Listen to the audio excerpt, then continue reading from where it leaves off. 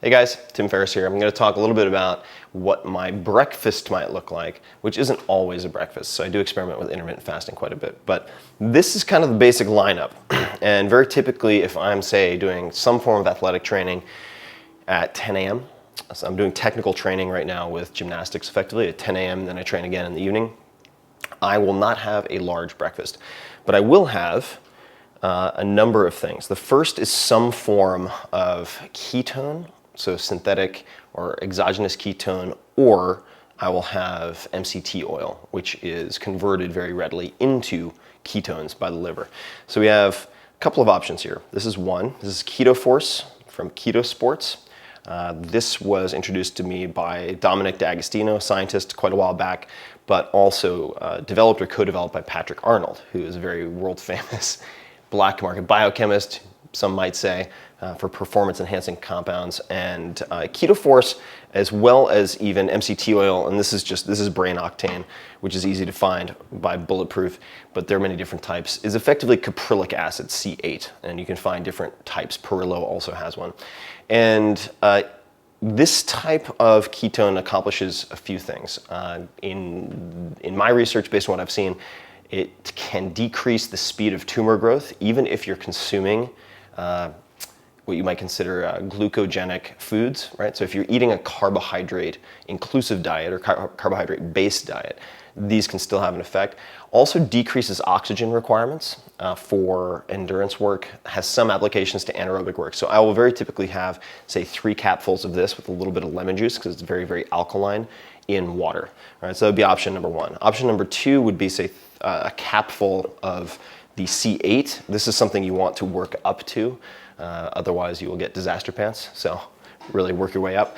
The next is I will sometimes have a protein shake in the mornings, and it is currently composed of this. So we have Terra's Whey, which is a goat whey protein, unflavored. I can stomach unflavored whey protein, not everybody can. I will very often combine that with this gelatin, so Great Lakes gelatin, which is a collagen hydrolysate. If I'm pronouncing that correctly, I don't know, but I've read it a lot, haven't said it much. This was introduced to me by Amelia Boone, the world's most successful female obstacle course racer. I had an orange jar version of this, which is not hydrolyzed, and it's disgusting. It doesn't mix well. This mixes very easily in cold or hot water. So this, however, also tastes a bit like cow hooves.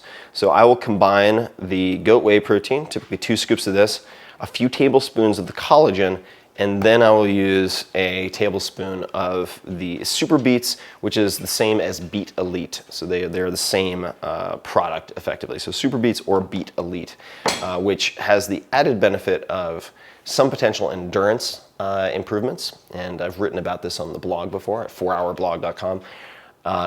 And if for maybe 10% of the guys out there will have a very small but noticeable Viagra-like effect. So you have that if you want to run around the gym with a big boner. Maybe this is good insurance to have in your morning kit. Then we have the last piece of this is very consistently tea. So I tend to brew tea along these lines. I use this Cuisinart kettle. There are many electric kettles you can use. I typically set it to 185 as my default, but you have 175 for green, 185 for white, 190 for oolong, 200 for French press, etc. But I will combine very often. This currently has sencha in it, and this is kind of my secret closet here. Not so secret, but it has 2 drawers, lest I mix them up. This is decaf, so I have white sage, I have Douglas fir, chai, rooibos, etc. And then I have all of my caffeinated options, which would include the Kabuse sencha, which is what I currently have in there. And this was also a gift from Japan. And then, and this will be sacrilege to a lot of folks out there, I will have some type of pu'er or oolong. This is a roasted oolong tea. And I will just drop it in, really eyeball it. And again, there are purists who would just be disgusted with this approach, but I'm not a purist, so there you have it.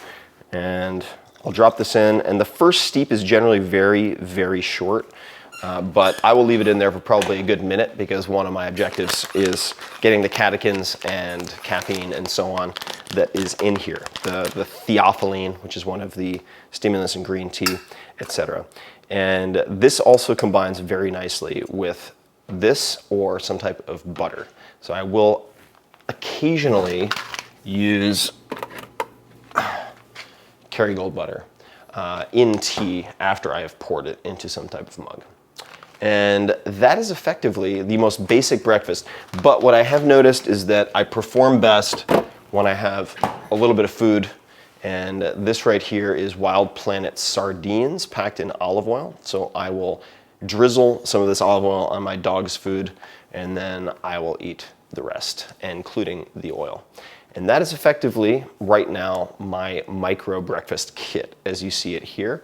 There are other times if I'm trying to increase muscle mass substantially, for instance, where I will have a very typical slow carb breakfast with lots of eggs, lentils, spinach, and whatnot. But this is another alternative. Have you heard of 5 Bullet Friday? Well, if you haven't, that's good news. I'm excited because it is my most exclusive content. It is free, and you can check it out right here. Lots of actionable tactics, tools, and more.